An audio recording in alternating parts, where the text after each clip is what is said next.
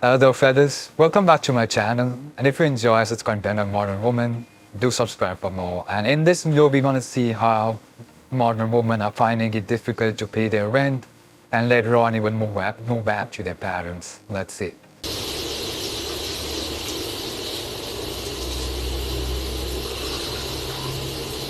So I need to come up with $4,000 by April 20th in order to secure a cheaper apartment that I'm looking into. They want $250 per cat for a pet deposit. Why do I have 3 cats? $120 for the application fee already. I saw someone else do this on TikTok with their student debt. She went live and everybody donated roses and she was able to pay off $20,000 in student debt. I think 1 rose counts as $1, so if I get 4,000 roses, I can move into my apartment. That is more affordable. Do I think this is gonna work? Absolutely not. But am I going to try it? Yeah, because I'm out of ideas. This happens way too often. Like, women will be in trouble, they will create some kind of donation page or get help page and they will get some money. I won't say it can work all the time, but most of the time the ones who go viral get that attention, so the people who are watching it might think, okay, this works. So every time they're in tough situation, they feel like doing the same thing, ask for money online. So our 2 bedrooms right now, they have no view, no updated appliances. Neighbors are a little loud. Those are going for $3,900 right now, which is a steal. We do ask that you make 5 times the rent, so at $3,900. Need to at least make $20,000 a month in this economy, which is great. To rent our semi-luxury apartments with loud neighbors, roaches here and there. You will need a 760 credit score or higher. Higher is better. And we also have no security cameras in the garage. So if your car gets broken into, we don't care. We do also require an $8,000 security deposit that you may or may not get back. Leaning towards the may not. We do also require first and second month's rent to move in. For our lease terms, we do have a 36 and a 48. We do need to see your entire lease's rent inside your bank account to move in. So that'll be $3,900 times that 36-month lease. On top of that. So we'll need to see $140,000 inside your bank account right now to move in. Also need the $8,000 security deposit on top of the first and second month's rent to move in. Did you want me to go in the back and get you an application? Y'all take food stamps? I decided to move back home in with my parents at the age of almost 25, and here's why. I haven't lived at home in almost 6 years, and I've lived in the city for 2 years, and I was kind of getting tired of Midtown. I've lived in Georgia my whole life, and I feel like this past year I was feeling some type of rut where I just really wanted to see something new, but I was too scared to commit to a year lease in a different city. And I was pretty tired of paying rent, and I think I'm ready to also own a condo sometime next year. That was the real reason. She's tired of paying rent. That's why she's moving back. The rest is just bullshit. Long story short, I decided to move all of my stuff back into my parents' house, and you guys want to see what's going on in my life. Can we talk about living at home as an adult for a second? Because I have a lot to say about it. I moved back in with my grandparents, but my parents also live here when I was 25, a year ago, after I broke up with my ex. We've been together for 6.5 years. I'd lived away since I was 19, haven't lived at home since I was 19, almost 10 years. Simple things, I get home from a work trip, for example, and everyone's like, how was it? And obviously I want to talk to you, but I'm tired. I also just want my own space. I just want to be by myself. Constantly being aware of your surroundings, making sure you're not making mess, making sure you're not being loud, making sure if they're using the kitchen, you're not using it as well. You've got to be around all these people that you necessarily wouldn't be around, but you have to be around because you're in a circumstance when you have to live at home. Let's also talk about, you can't really have anyone over. I want my friends to come around. I want to host dinner parties. I want to have some drinks. Oh, I want to come home drunk, and I can't. And the reality of living at home when you're an adult is awful. Like, they treat you like you're a child, for one. I'm an adult. Please don't come up to my space. I pay rent every single month. I don't live here for free. So get off my back. Get off my back. Then why not find your own apartment and pay the rent there? Of course, she cannot do that because she's too broke for that. It's crazy how they're expecting privacy and they're living under their parents' house. We should be grateful that you even have that privilege. Most won't even take their kids in after they're gone. I'll put my 60-day notice in this raggedy ass apartment because my rent went from $1,300 to $1,500. They're charging me $1,628 this month. I'll put my 60-day notice in. I'm not staying here. So they mad. And their policy is that you only have to pay your last month's of rent. Why are they charging me $2,600 to move out? I'm still moving out. I don't know where they're gonna get the money from. They gonna figure it out, but gotta get the fuck out of here. Seriously, when I see young adults living all by themselves in this inflation, my heart goes out to them, especially those ones that don't have any parents or family to fall back on. It's getting tougher by the day, and this video is all about, do you guys think it's everywhere? The worst mistakes I ever made was moving into an apartment that I cannot afford. I sat down one day and did a whole bunch of calculations, and I was like, I can definitely afford to rent a 1-bedroom in downtown Toronto. At the time, the rent would have cost about 40% of my total income. So I was like, okay, I have 60% to do whatever I want. Wrong. Just existing and living in Toronto costs so much money. You walk out the door and you spend $100. Got to a point where I was saying no to things like going out for dinner with my friends, going on weekend trips, because the buffer room that I had in between paying my rent and the money I had left over was like barely a couple $100. And if I had any sort of emergency that I needed money for, I just wouldn't have been able to do it. But while I could afford my actual apartment and the rent, I really could not do anything else but stay inside. Looking back, I'm in a completely different place financially. I'm still living in the same apartment. I remember really wanting to just like keep up with the lifestyle inflation and trying my best to just like enjoy Toronto. Grateful to be in a position where TikTok has completely changed my financial situation, but if I could go back again, I would say live below your means at all times and don't fall into the trap of wanting a cool lifestyle. Be able to save money, be able to invest more money, be able to go on like trips to Europe and things like that. And the lesson that I've learned is that even though my income now has increased significantly, I am not going to let my lifestyle inflate with the way that my income has grown. I'm very thankful that I'm in a place now where I could easily afford a new designer bag or moving into a bigger condo than just a 1-bedroom, but being financially responsible and looking to the future means thinking ahead. All that additional income that I'm making does not mean that I'm going to increase my expenses. So if you're a young person that's easily influenced and you want the lifestyle that you see everywhere online, just think twice about it because it's not always amazing and not always great. The good thing that she has a good brain over her head and she's realizing that saving is a good thing and not increasing your expenses.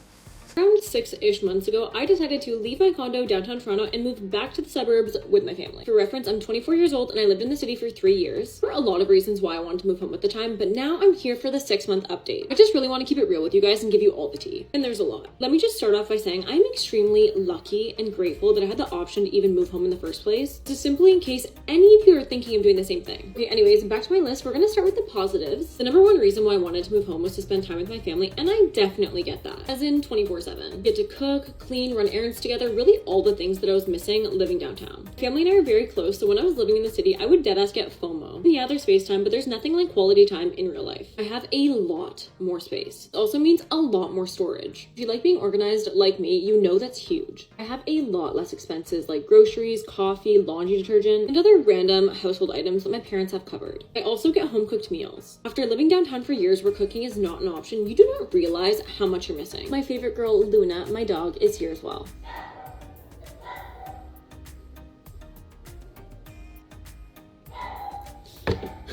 clearly a pro and a con. And of course, the biggest expense of all, rent. The amount of money I've saved living at home these past 6 months is actually absurd. How could I possibly justify giving up all of those benefits and spending all of that money to move back downtown? Which brings me to my cons list. Number 1 on my list, actual alone time is very rare. At least in my house, someone is always home. And if you guys know me well, you know I love my alone time. This also means you have no privacy. For example, my boyfriend comes over, it's an entire family hangout. Don't get me wrong, I love that they can all hang out, but all the time is a little much. If I want to have a girls' night, guess what? The whole family's joining. All of this family time means I'm not as productive. I'm self-employed, and since moving here, I can really see the toll it's taken on my job, which makes me behind, overwhelmed, and anxious a lot more often. I've been here 6 months, and the only time I felt like I was able to actually get on top of my shit was the week my family was on vacation. Reason being, when everyone is home, you have a lot more responsibilities as a member of the household. And you're on other people's schedules. As much as it's a pro, the socializing, the errands, the cooking, the cleaning, those are all responsibilities you have to learn to take back on. And after living away for 3 years, I have struggled to figure it out. On one hand, I want to do everything I can to help and hang out all the time. But on the other hand, I genuinely feel like I'm sacrificing my career and my mental health. At the end of the day, you're no longer on your time. You have no space that's truly yours. And guys, I feel like I need that. My other con, which is a big one, I can't walk anywhere. Like, I can walk, but where? To the forest? To my core, I am a city walker kind of girl. A coffee shop, a workout class, a random hotel lobby. Anything under an hour, I will walk there. I work out at home and make my coffee at home. Because I work from home, I essentially never leave the house, which is really not good for up here. Anyways, those are my big and scary cons. If there was some magical way to move my family's house right next door to me downtown, I 100% would. Sadly, that's not humanly possible, so now I'm stuck.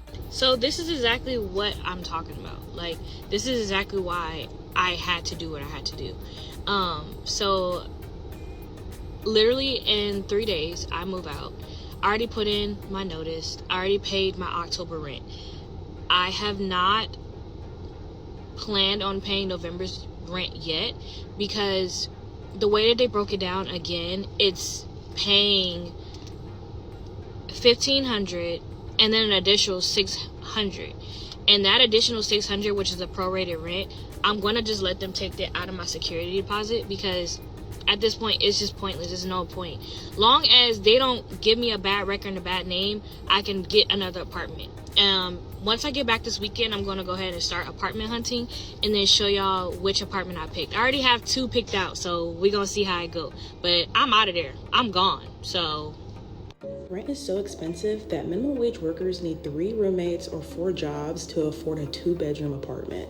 In fact, there's not a single state in America where a minimum wage worker that's full-time can afford a 2-bedroom apartment. So look at this for example. If you live in Alabama, where the minimum wage is $7.25 an hour, you'd have to work 90 hours a week to afford a 2-bedroom. Now, you would need to work 74 hours a week to afford the average 1-bedroom apartment in Alabama at the minimum wage. So someone explain to me why we're pretending that workers are the problem when it's the corporations that are arbitrarily pushing up prices on rent, food, laying off workers, all to maximize their profits. Like, how is this system that we're currently living in sustainable? If you're renting in Sydney, condolences, you are now paying about $700 a week for a house or a unit, which is 16.7% higher than it was a year ago. Colombian student Andrea Laguardo has been hunting for weeks for a rental. This place is a studio, and it's bigger than the others when I see in the website. She's hopeful about this apartment in Strathfield in Sydney's west. This is the whole place, no living space and just enough room for a bed at $480 a week. I don't very sad because it's very small and so expensive, and I need more space with my husband. In the ACT, the median rent is a little cheaper at $610 a week, and in Perth, rents have skyrocketed a whopping 20% since the beginning of 2023, with the median rent there now sitting at $600 a week. Rents are expected to increase again this year, but it will be at a slower pace than in 2023. I've been in my parents' house since I was like 17, I want to say. I'm moving back in with my parents at 26. I live with my best friend in our apartment. This is like my first big girl apartment. So you may be wondering, well, why would you want to move back in with your parents if you've already been out and established yourself? Well, honestly, I have a lot of financial goals I want to meet, and I think that this is just the way to do it. I really want to get aggressive about paying off my student loans. I have no credit card debt, and my credit is in great shape, and that's something that I've worked really hard to achieve over the past couple of years. Next step is really just like getting rid of all debt completely, so that includes my student loans, and I just don't think the government is going to be leaving my loans anytime soon, so I'd rather just get out of the way. I grew up with a very negative relationship with money. Money always meant stress to me. Everything that like was an unexpected expense would always be an emergency, and I hated living like that. And if you know me, my personality is very type A, so that was just like very incongruent with how I like to operate in all other areas of my life. So yeah, my financial literacy was like next to zero when I started my like financial journey about like 2.5 years ago, and I've really taught myself everything I know from financial books, and it's been such a life-changing experience. Like I just feel really calm and provided for independently, and this is just the next step of like propelling myself forward. And for a long time I didn't have the privilege of like being able to go back home after college and save, because I have 2 younger siblings who are very much like adults, and it just didn't make sense for us to share rooms. That wasn't an option, so I really just had to figure it out from there. So I've been paying rent in some capacity since I was like 17, 18. Recently my parents had to move, so when I heard that, I asked them if I could contribute to the rent, and we found a 4-bedroom, like would y'all be down for me to live with y'all again? And they said yes, so we ended up finding a 4-bedroom. It was a lot more stressful than I'm describing, but yeah, I will be living under the same roof with my siblings and parents for the first time in like 8, 9-ish years.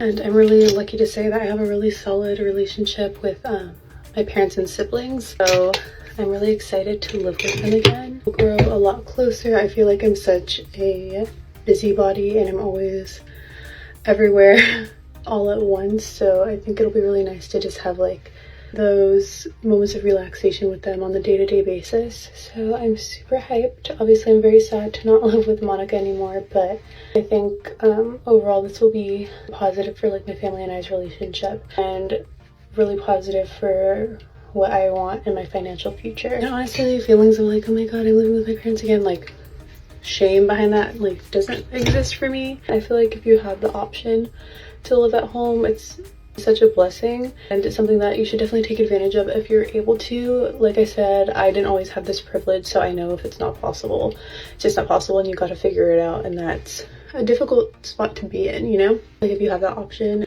definitely do it, obviously while maintaining the momentum. Imagine a guy saying that living with his parents is okay, it's fine.